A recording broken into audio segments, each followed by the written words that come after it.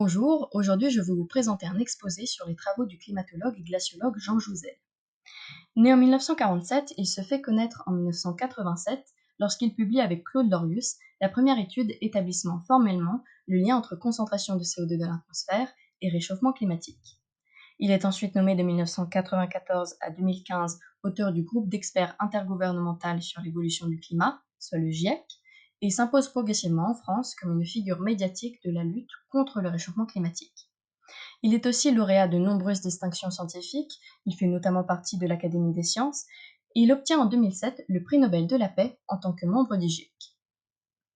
S'étant toujours intéressé à la glace, il commence au Commissariat à l'énergie atomique, qui a changé de nom depuis puisqu'à présent il inclut aussi les énergies alternatives, soit le CEA, en 1968. Sa thèse porte alors sur la formation de la grêle et notamment aux orages à grêle.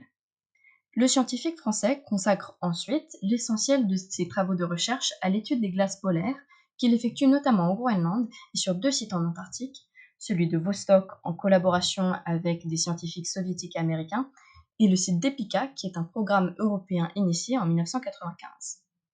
Les glaces extraites étant de plus en plus anciennes lorsqu'on avance en profondeur, une partie du travail du scientifique a donc été d'exploiter ces carottes de glace pour reconstituer les climats du passé.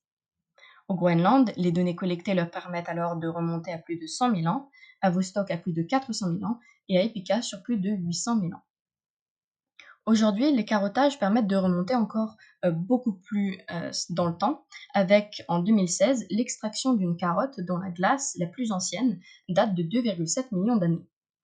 Pour donner un ordre de grandeur, ces carottes de glace, qui doivent donc couvrir de longues périodes de temps, peuvent faire plusieurs kilomètres de long.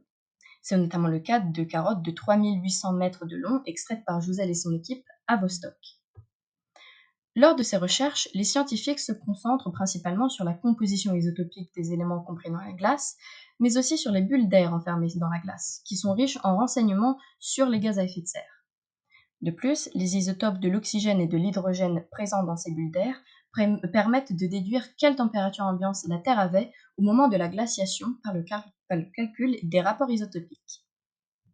Plus une couche d'une carotte contient d'isotopes lourds, c'est-à-dire des atomes avec plus de neutrons, par rapport aux isotopes légers, plus l'atmosphère dans laquelle elle s'est formée était chaude.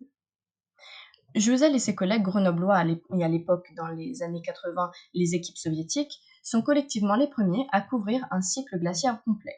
Un cycle glaciaire est un cycle constitué d'une période de glaciation de la Terre, où on va remarquer un abaissement de la température et une extension considérable des glaciers, et elle est suivie par une période interglaciaire, pendant laquelle on a une diminution des glaciers et une hausse de la température avant une autre période de glaciation.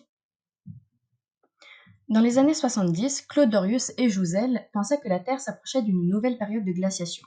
Mais c'est les analyses de carottes de glace prélevées dans l'Antarctique dans les années 1982-83 qui entraînent un changement complet de la vision des climatologues.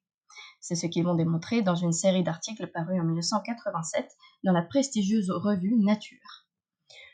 Selon Jouzel, l'analyse des carottes de glace démontre que pendant les périodes froides, il y a moins de CO2 et que pendant les périodes chaudes, il y en a davantage. Cette constatation vient compléter les travaux issus de modèles qui prévoyaient l'augmentation des températures provoquées par les émissions de gaz à effet de serre. Outre la forte corrélation entre la température et les gaz à effet de serre, ces observations montrent également la forte augmentation des taux de gaz à effet de serre liés aux activités humaines, et en particulier aux combustibles fossiles, à savoir le charbon, le pétrole et le gaz naturel. Jouzel remarque notamment, lors de ses recherches à Vostok vers la fin des années 90, que le taux de CO2, qui était alors de 365 parties par million, aujourd'hui il est de plus de 400, était à son point le plus élevé des 400 000 dernières années. Les contributions de Jean Jouzel en matière climatique deviennent ensuite de plus en plus militantes, après être nommé en 2002 vice-président du GIEC. Il enchaîne les interventions publiques et lance plusieurs campagnes, dont une en 2017 visant à soutenir un traité européen destiné à trouver des financements pérennes de la transition énergétique, ainsi que la campagne Pacte Finance Climat, qui s'appuie sur les livres pour éviter le chaos climatique et financier. Il devient peu à peu un lanceur d'alerte sur l'urgence climatique connue, en particulier pour sa lutte contre les climato-sceptiques et pour presser les responsables politiques à s'engager pour le climat.